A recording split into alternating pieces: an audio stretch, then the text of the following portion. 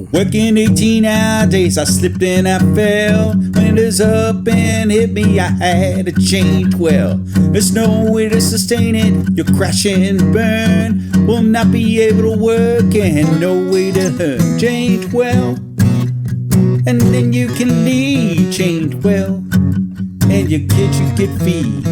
Turn your life around for the final bell. It's now or never, you have to change well. It's now or never, you must change well. Hello and welcome to another episode of the Change Well podcast. Now today is World Mental Health Day, October 10th.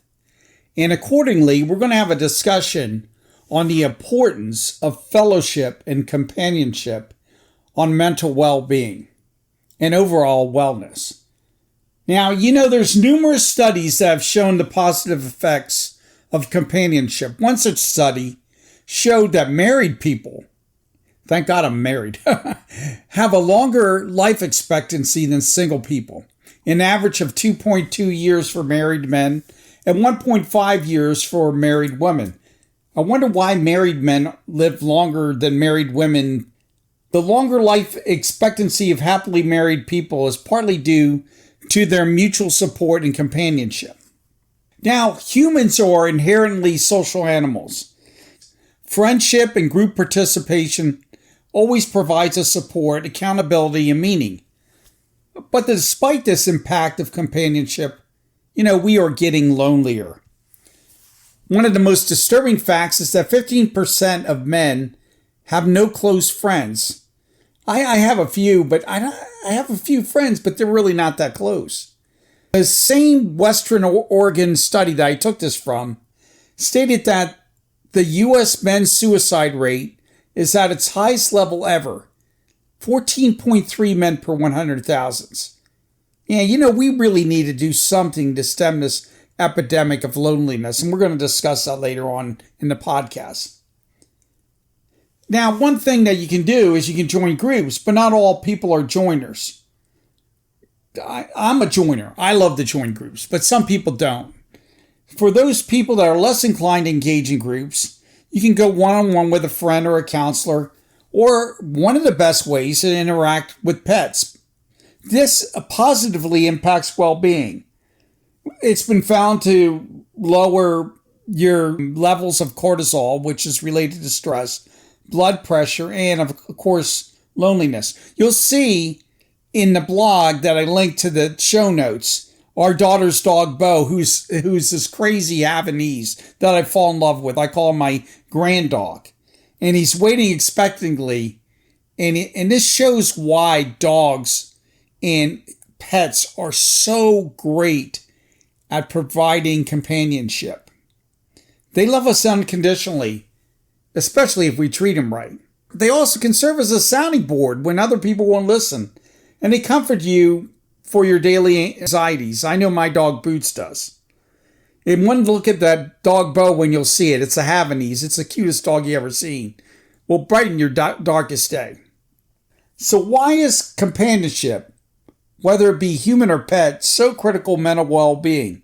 Well, let me give you 5 reasons.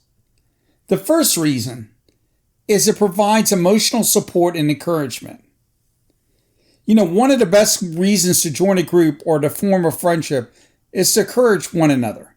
Life is tough, and tackling hardships or an addiction is even tougher. Finding a friend or a group to share mutual support can keep you on track when confronting an addiction or facing a medical or other type of obstacle. Let me give you an example. I could have never overcome my stressful eating habits without my friends at the Round Rock, Texas Weight Watchers group. For the last 10 years, I've shared my successes and failures, especially my failures. They helped me a lot with my failures, with a group of like-minded weight loss journeyers. Their encouragement and support during the ups and downs of my weight loss journey were instrumental to getting healthy. Here's a little secret also. During COVID, I had 5 friends that were in my weight loss group, but we had Zoom calls, and that helped me pull through. So I didn't get the COVID-20, I got the COVID-10 in pounds. And now, when I'm in the Weight Watchers group, I love to play it forward. And that's part of why I have this podcast. I want to help others improve their health in this group. So that's one thing. Emotional support and encouragement. The next thing is sharing ideas. Fellowship also helps us grow intellectually by sharing different ideas, diverse ideas. I have grown in areas of interest by engaging with like-minded people interested in the same topic.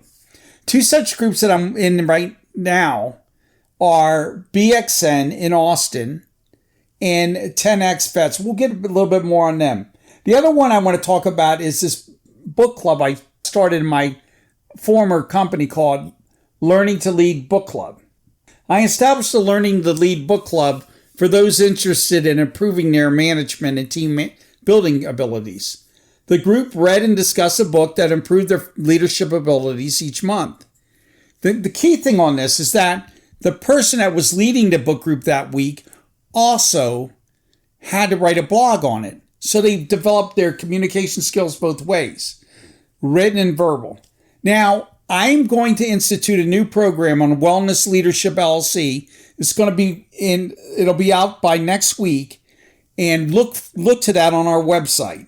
Now, I talked about two exchanges that I work with. The first one is the Business Exchange Network in Austin. And this has several weekly sessions around Austin and its suburbs to bring business owners together to share ideas on running a business and to get referrals. Hint, hint, if you have a referral for me, send them this way. The next one is 10X Vets. I'm a veteran, and it does a similar thing for veterans on a national level. Both of them have helped me learn and move outside my comfort zone. The next way that companionship really helps you is it gives you a sense of belonging in sharing activities. We all crave belonging to a group and a higher purpose. Now, a few weeks back, I blogged about a remarkable group supporting the mental well-being of returning veterans called the Irreverent Warriors. It's a day-long march and a social event. This group brings together veterans to share stories and humor to lighten the load and support veteran mental health. Now, I will lead a similar team on November 9th on a 6+ mile ruck march in Temple, Texas. If interested, to sign up for the Rucks on Main March, and that's also on our event site. Now, another way that you can build a sense of belonging in a company, especially a large company, is employee resource groups. They're a good way for companies to establish a sense of belonging and shared activities in the diverse groups that they have within the company. Companies such as Accenture does a great job with this, and an ERG group will accommodate all the different diverse interests in employees. I was the lead of the veterans group for a long time in Austin. Now, we talked about a sense of belonging and sharing activities, but let's turn back to reduced loneliness. You know, as our opening statistics demonstrated, companionship with family, friends, and pets reduces loneliness. Now, I gave a shout out earlier to my grand dog, Bo, but I would be remiss if I failed to mention our dog, Boots.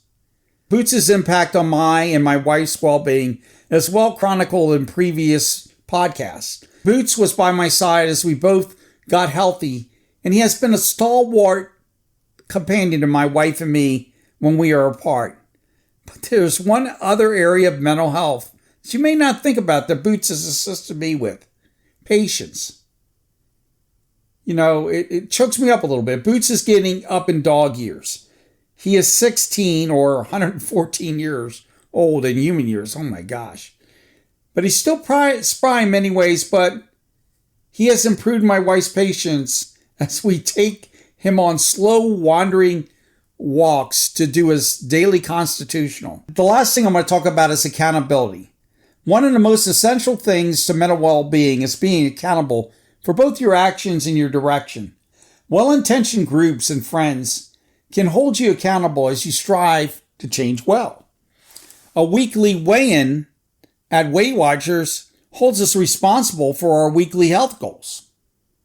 Another group that has been instrumental in helping me improve my prayer life is Exodus 90. I will be ever grateful to my 7 fellow Exodus 90 brothers for our weekly accountability checks as we strengthened our spirituality. All this companionship, all this belonging is part of being human. And the only way you can change well is to reach out, even if it's just to one person, to share your life with, to share your struggles, and come together.